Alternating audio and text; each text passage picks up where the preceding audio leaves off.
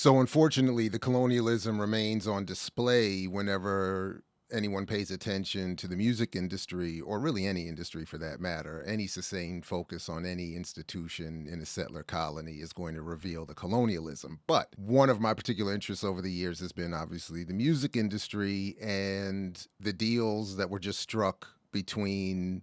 UMG and UDO and Warner Music and Suno,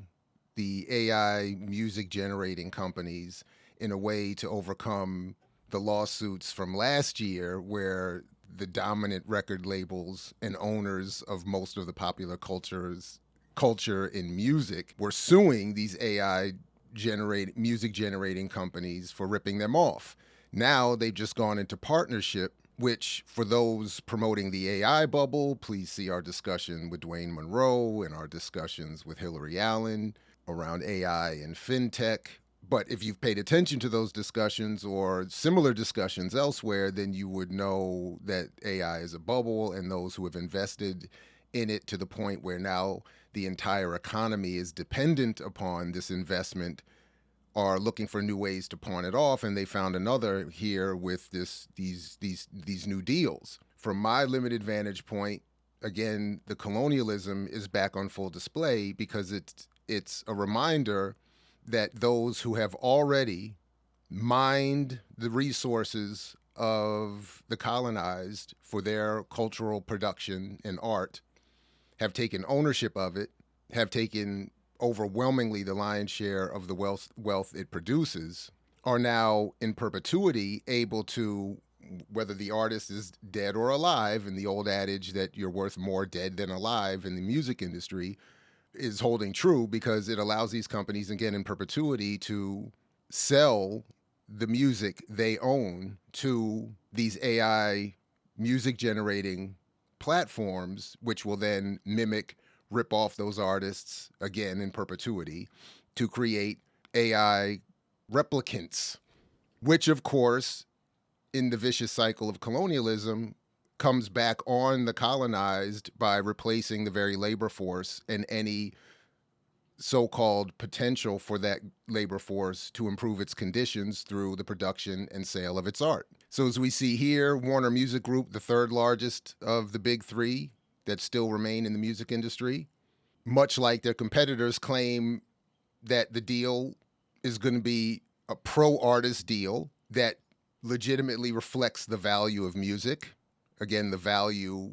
determined by those who own it, those who buy it, and with the wealth going almost exclusively to those owners. And then Warner's deal of just a couple weeks ago comes just a week after Warner settled a lawsuit and struck a partnership agreement with the rival AI song generating service Udio. Last year, the world's biggest record company sued Suno and Udio for copyright infringement, alleging their software steals music to spit out millions of AI generated songs without permission from artists.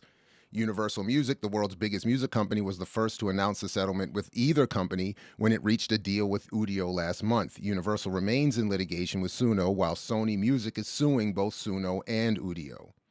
So the only one to not strike a deal is Sony, and they're the ones still suing. So it's, again, kind of that old adage goes, the first to strike a deal gets the best one. And Sony, the second largest music company in the world, is currently on the outs. But as I was talking about when we covered this a year ago,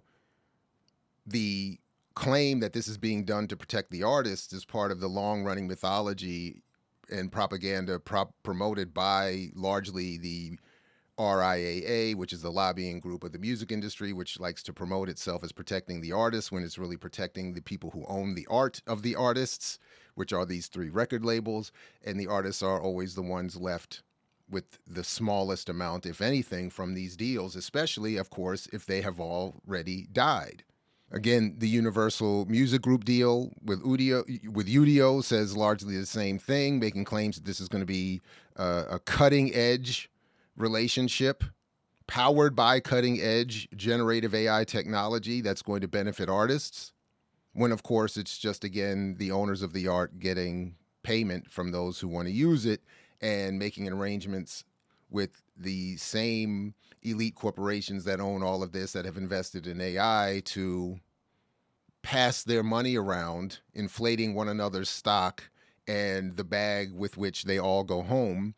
leaving none for the actual artists or the communities that are producing this art and, in fact, even consuming it on the other end as customers. And again, this is relevant in part because these companies own all of the popular music being vied for and copied. So since I first looked at it in a mixtape manifesto, the collective market share of Universal and Sony has gone down from like 58 to 54% of the market, with Warner now at 15.3%. The claims around indies and independents having 30% of the market is often misleading because either the independent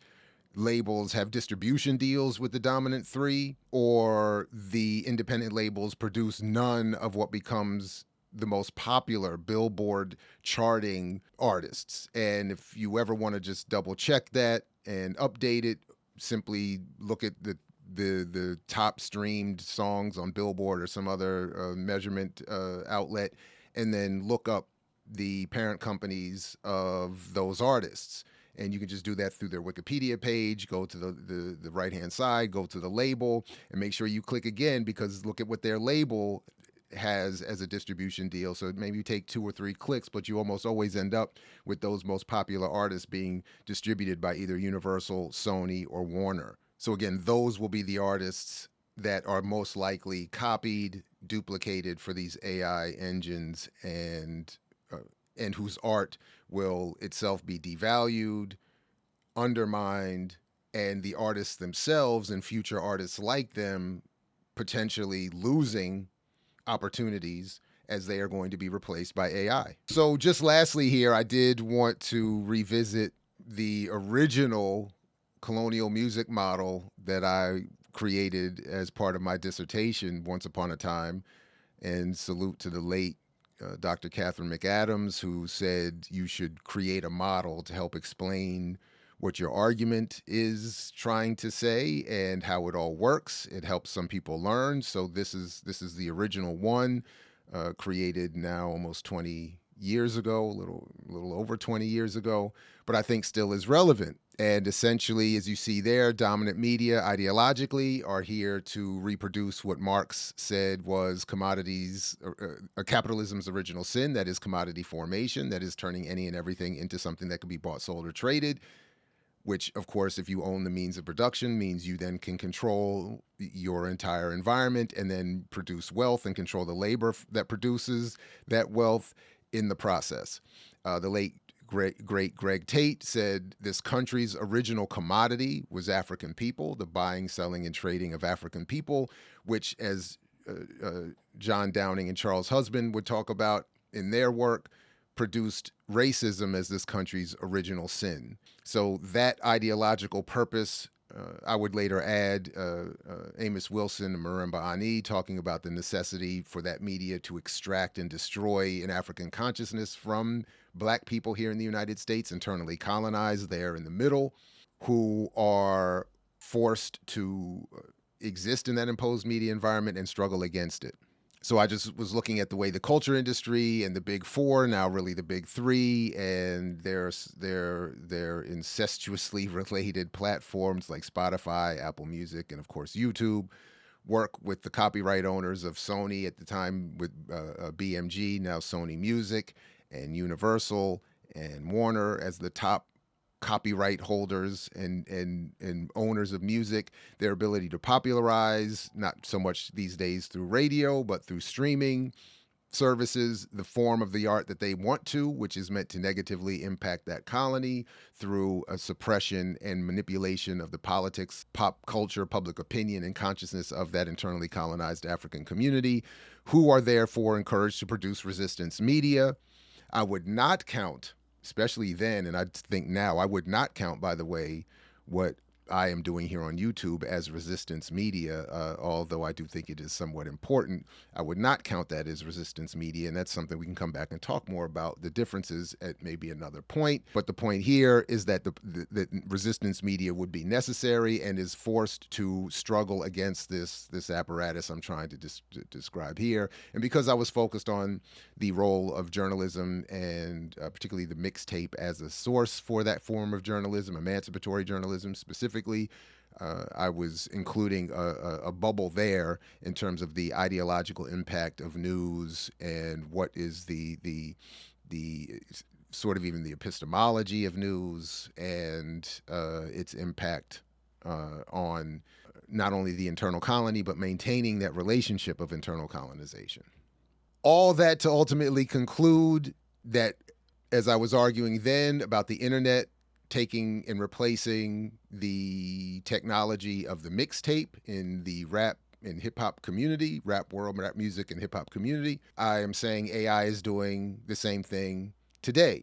in extending the colonization into new technological forms. That is, new technology does not change existing social relationships, it only intensifies them. So the digital media environment only intensified the horrific colonial relationship Black people and others have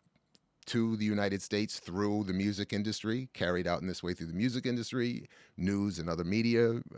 product. And AI is doing the exact same thing as we move farther into the 21st century. I mix what I like, what I like, what I like, what I like, what I like.